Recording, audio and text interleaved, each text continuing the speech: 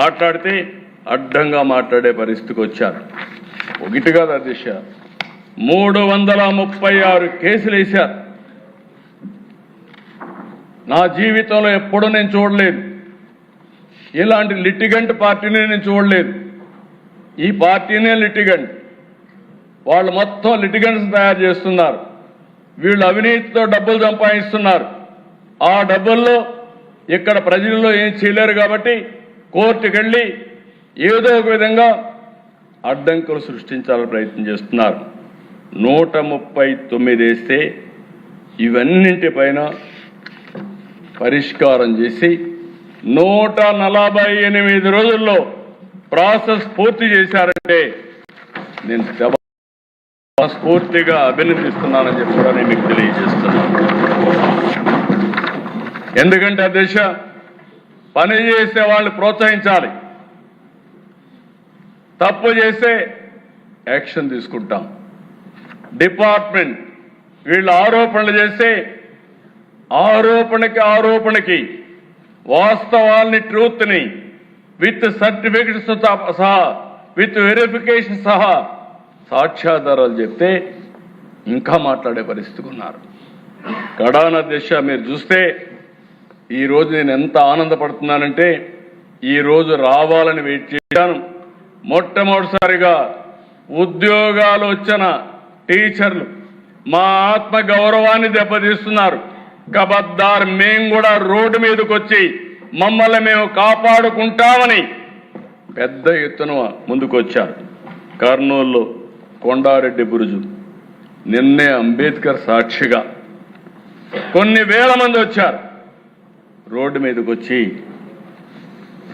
మేము చదువుకున్నాం, మా మెరిట్ని అవమానం చేయొద్దండి, మా ఆత్మాభిమానాన్ని దెబ్బతీయద్దండి, మేం పిల్లలకు చదువు చెప్పాలని చిత్తశుద్ధితో వచ్చాం, మా జీవితాలకు కూడా ఉద్యోగం అవసరం, అదే సమయంలో మేము పిల్లలకు చదువు చెప్పగలుగుతాం, మమ్మల్ని అవమానిస్తే, మా ప్రతిభని కించపరిస్తే రోడ్డు మీదకి వచ్చి జవాబు చెప్పే శక్తి కూడా మాకుందని మొట్టమొదటిసారిగా ఈరోజు టీచర్లు రోడ్డు మీదకి వచ్చారు. నేను అభినందిస్తున్నాను. ఇలాంటి రోజు రావాలి. ఎప్పుడైతే ఇలాంటి తప్పుడు ఆరోపణలు చేసేవాళ్ళని, ఇలాంటి ప్రతిభ ఉండేవాళ్ళందరూ చెప్పగలిగితే అది కరెక్ట్ అయినటువంటి ఫిట్టింగ్ రిప్లై అధ్యక్ష. వీళ్లే కాదు అధ్యక్ష, ఉద్యోగాలు రాని వాళ్ళు కూడా ఒక్కరు వెళ్తా రాలేదు. ఒరిస్సాలో ఎవరో లేబర్ని తీసుకొస్తే వాళ్ళని తీసుకొచ్చి డైలీ కూలి పెట్టి వాళ్ళతో డెమాన్స్ట్రేషన్ చేసే పరిస్థితి. ఏంటి మీ కర్మ, ఏంటి మీ పార్టీ? నాకు చాలా ఉన్నాయి ఇలాంటి చెప్పాలంటే. ఎవరు వీళ్ళు? 80 ఏళ్ళు 90 ఏళ్ళు కూర్చుంటున్నారు.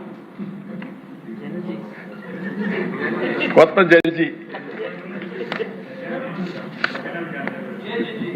జే జగన్ జంజి గంజాయి బ్యాచి. నాకు ఆశ్చర్యం వేస్తా ఉంది దిశ. ఒకసారి కోపం వస్తుంది, ఆవేశం వస్తుంది, సభ్యత అడ్డం వస్తా ఉంది.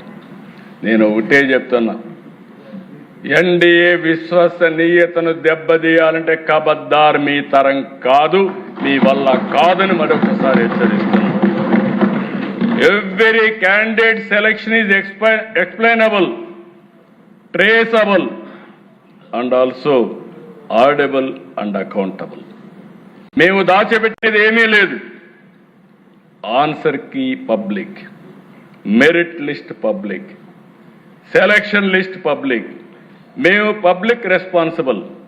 కుట్రలు చేసేవారికి కాదు, కుట్రలు చేసేవారు కబద్దార్, జాగ్రత్తగా ఉండండి. ఈరోజు రోడ్డు మీదకి వచ్చారు. ఇదే కుట్రలు మీరు చేస్తే రోడ్డు మీద కూడా రారు. ధైర్యం ఉంటే అసెంబ్లీకి రండి. ఇది పవిత్రమైన వేదికని సవాలు విసురుతున్నా. మీరు ఇక్కడ అసెంబ్లీలో వచ్చి కూర్చుంటే మీరు అడిగేదానికి మేము సమాధానం చెప్తే, నీ దగ్గర ఏదైనా అడిషనల్ పేపర్ ఉంటే ఆ సాక్ష్యాలు చూపించి ఒక పవిత్రమైన వేదికతో ప్రజా సమస్యలనే కాకుండా జవాబుదారీతనం తీసుకొచ్చే వేదిక ఈ అసెంబ్లీ. ఇక్కడికి వస్తే అడ్డంగా దొరికిపోతారు. వీళ్ళకి ఏం ఉండవు. అందుకే రోడ్డు మీద కూర్చొని నేను ఎందుకు చెప్పాను, అదే హిట్ అండ్ రన్. వీళ్ళ పార్టీని హిట్ అండ్ రన్. నేను తీవ్రవాదులు చూసా, 60 ఏళ్లుగా ఆ పార్టీ అయిపోయింది. వీళ్ళు అదే మరి చేసే పరిస్థితికి వచ్చారు. నేను ఒకటే చెప్తున్నా పిల్లలకి, వీళ్ళందరికీ, మీ ప్రిపరేషన్, మీ మెరిట్, మీ జాబ్, ఇది పూర్తిగా మీ కష్టం పైన వచ్చిన ఉద్యోగం. ధైర్యంగా ఉండండి. ఏ కుట్రలు పని చేయవు. ఇక్కడ అలాంటి కుట్రల్ని ఎదుర్కొనే శక్తి ఈ ప్రభుత్వానికి ఉంది. No back door, no favouritism, no manipulation, only merit, transparency and justice. The real success of Mega DSC is that even those who could not secure a post acknowledge that the process was fair. దానికంటే ఏం కావాలి దిశ? అదే నాకు తృప్తి. దానికే reflection. Select అయిన DSC విద్యార్థులు road మీదకి రావడం, ఉద్యోగాలు రాని వాళ్ళు కూడా ఫేర్గా సెలెక్ట్ అయింది, మళ్ళీ మాకు టర్న్ వస్తుంది అని వ్యవస్థ పైన నమ్మకం ఉంది. నేను ఒకటే హామీ ఇస్తున్నా, డిపార్ట్మెంట్ కూడా కోరుతున్నా, ఇంకా పటిష్టమైన విధానం ఏదైనా ఉందంటే అది కూడా ఎదగదాం. ఈరోజు మనం అందరం కూడా ఆలోచించుకొని, టెక్నాలజీ వచ్చింది, టెక్నాలజీని ఉపయోగిద్దాం. సమర్థవంతమైనటువంటి విద్యా విధానమే కాకుండా పరీక్షల్లో కూడా రిఫార్మ్ తీసుకొద్దాం. పరీక్షల్లో కూడా రిఫార్మ్ తీసుకొచ్చి ఎక్కడ కూడా zero tolerance on exams leakage కానీ కండక్షన్లో కానీ. అదే సమయంలో ఒక నమ్మకాన్ని కలిగించాలి, విశ్వాసాన్ని పెంచాలి. తద్వారా మెరిట్ని ప్రమోట్ చేయాల్సిన అవసరం ఉంది.